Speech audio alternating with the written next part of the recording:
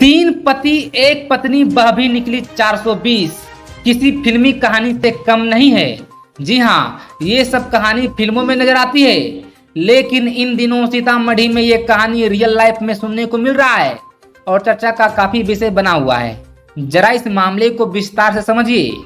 एक पत्नी और तीन पति का मामला सीतामढ़ी का है। सुनीता नाम की एक लड़की है जिसकी शादी पूर्व में लखमेश्वर पासवान नाम के व्यक्ति जो ग्राम मझौरा पोस्ट चांदी रजवाड़ा थाना बेला निवासी 7 मार्च 2010 को हुई। उससे एक संतान भी हुआ। उस पति व बच्चे को छोड़ने के बाद ग्राम सिरखंडी थाना सुरसंड निवासी विमलेश कुमार व्यक्ति से उसे प्यार हो जाता है और शादी भी कर लेती है। उसके बाद लड़की रेप केस करती है। प्राथमिकी संख्या 39/2020 है, जो केस अभी भी कोर्ट में लंबित है। अब वो लड़की किसी तीसरी शादी के चक्कर में नुसीर थाना क्षेत्र के मानसिक चौक निवासी डॉक्टर धर्मेंद्र कुमार के पुत्र अभिनीश कुमार को अपने प्यार के जाल में फंसाती है। इतना ही नहीं, उसके साथ लिव इन रिलेशन में दोनों रहने लगती है। किसी कारण अभिनीश कुमार को यह बात पता चल जाता है कि सुनीता कुमारी पहले भी 2 शादी कर चुकी है, जिसके बाद लड़की से पीछा छुड़ाने के लिए अभिनीश कुमार लड़की को छोड़कर फरार हो जाता है। उसके बाद लड़की अभिनीश कुमार और उसके परिवार वालों पर केस करती है। सुनीता कुमारी की माने तो अभिनीश कुमार लड़की से मंदिर में शादी भी कर लिया है। उनके पिता का नाम है आपको धर्मेंद्र प्रसाद। कितने दिन हो गया शादी का? शादी का ऐसे 1 महीने हो गया, रिलेशनशिप में 4 महीने से 5 महीने से थे। पहले आप लोग साथ से क्या दोनों पति पत्नी? पहले साथ ही थे हम दोनों। तो अब क्यों नहीं रख रहे हैं आपके पति? अब ये इसलिए नहीं, पता नहीं, ये बोल रहे हैं ना कि अब तुम पासवान हो, जात हो, पासवान जात से हो, दुसाध हो, ये हो वो डिस्कस। तो जाति सूचक शब्द का भी प्रयोग करते हैं। हाँ, ये लोग बोलते हैं कि अब जाति सूचक तुम दुसाध मुसर हो, तुमको नहीं रखते। क्या शादी से पहले वो ये नहीं सोचे थे कि पासवान है, उनको पता नहीं था? सब कुछ सबको पता था, यानी उसकी मम्मी पापा भाई सबको पता था कि मैं कौन सी जात से हूँ। ये लोग वो लोग ये बोले थे कि तुम 2-3 महीने बाहर रहो, उसके बाद हम जात छपा के शादी करेंगे। कौन बोले थे? से इसके पापा, इसके जीजू सुशील नाम है, उसका भाई आलोक नाम है।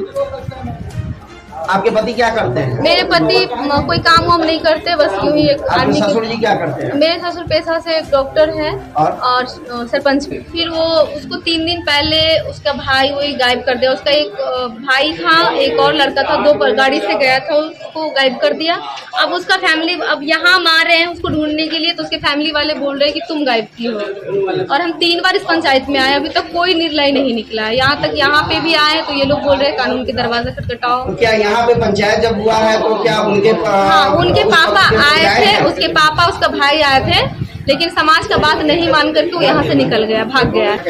मेरा मामला यही है, अभिनीश कुमार से मेरी मैरिज हुई थी। अच्छा। उसके घर फैमिली वाले 2 महीने तक मेरे साथ छोड़ा था उसको, उसके बाद अब एक्सेप्ट नहीं कर रहे। मेरे पेट में बच्चा था, उसका अबॉर्शन करवा दिया है।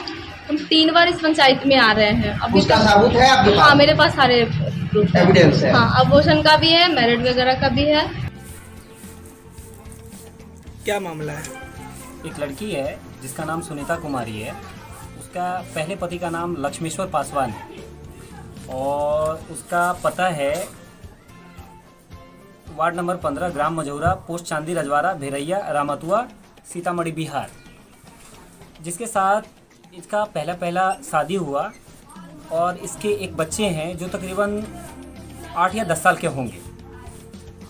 उसके बाद यह लड़की दूसरी शादी की, इसके लड़की के कथन के अनुसार, जिसका नाम सुनीता देवी है और इसके पति का नाम विमलेश कुमार सिंह, भिट्ठा बाजार वार्ड नंबर 12 सुरसंड सीतामढ़ी। ठीक है, जिसका मैं दोनों का आधार कार्ड ये रहा। ये आपके साथ क्या प्रॉब्लम, मतलब? मेरे साथ प्रॉब्लम ये है कि ये दोनों शादी करने के पश्चात भी या फिर से मेरे भाई के साथ बोलती है कि मैं इससे प्यार करता हूँ, मैं इसके साथ शादी की हूँ और मैं इसके साथ घर पे गई रखी। मेरे माता पिता, लड़के के माता पिता सब सहयोग किए और इस चीज़ को दर्शाते हुआ गलत फर्जी आवेदन मेरे खिलाफ FIR दर्ज कर दी है, जिसके कारण प्रशासन सही तरीके से जांच ना कर पाई और सीधा मेरे घर पे आकर के प्रशासन मुझे अरेस्ट करने के लिए मेरे पीछे भागदौड़ कर रही है और मैं किसी तरीके से बचा मारा फिर रहा हूँ। इसलिए मुझे इस सब से निजात चाहिए। आपको कैसे पता चला कि आपके भाई के ऊपर ये जो बात है? ये जो बात मुझे पता चला, यह लड़की एक दिन आई मेरे घर पे और घर पे आ कर के कुछ अपने सहयोगियों के साथ, जिसमें एक का नाम शिव प्रकाश सिंह है, एक लड़की का साथ आई थी उसका नाम शिल्पी है, और कुछ अन्य लोग व्यक्ति भी थे, जिसके साथ वह मेरे घर पे आए, मेरे घर का ताला तोड़ने लगे। कौन ताला तोड़ने लगे? वो लड़की तोड़ने लगी और उस लड़की के जो सहयोगी थे वो तोड़ने लगे। लड़की का कहना है कि शादी भी मतलब मंदिर में शादी किया गया है, क्या ये कहाँ तक सच है? जी ये गलत है। अगर लड़की मंदिर में शादी किया है तो प्रशासन से हम सिर्फ इतना ही कहना चाहेंगे कि लड़की के बातों को कृपया जांच किया जाए कि इसमें कितनी सत्यता है। मैं सत्यता के साथ हूँ, मैं गलत के साथ नहीं।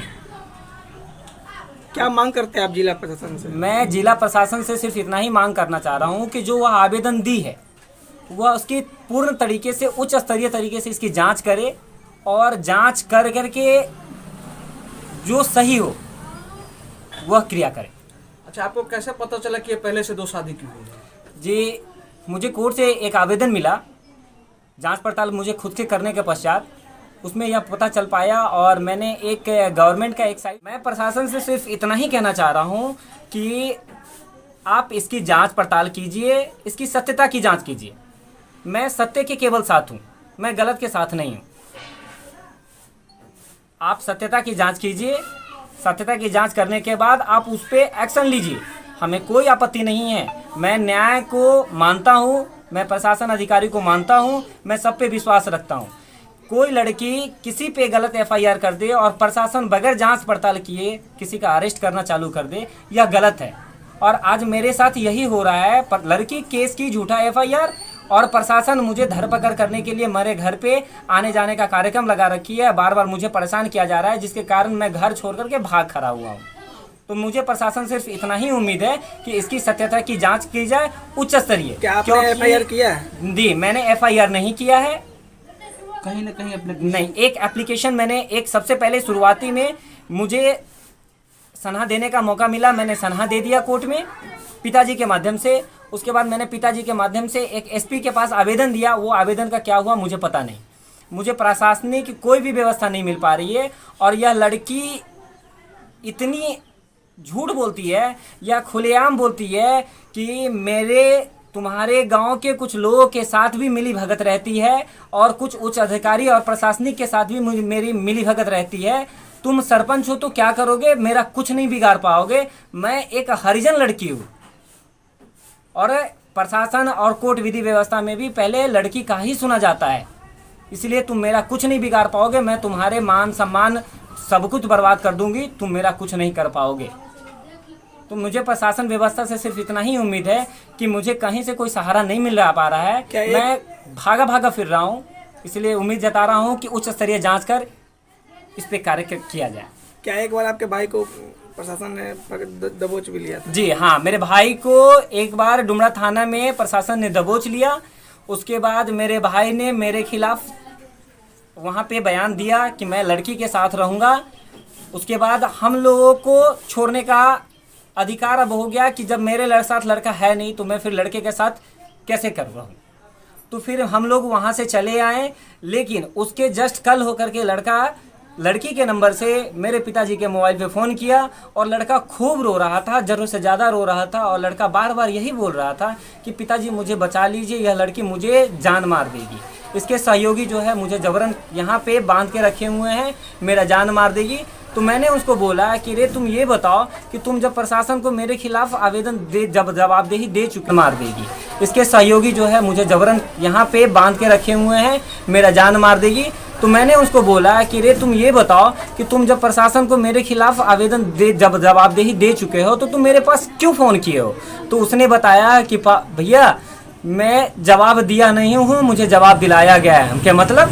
तो वो बोला कि ये लड़की जो है मुझे बोली कि आप अगर मेरे खिलाफ आप जवाबदेही दे देते हैं तो तुम भी जेल चले जाओगे, मैं भी जेल चला जाऊंगा।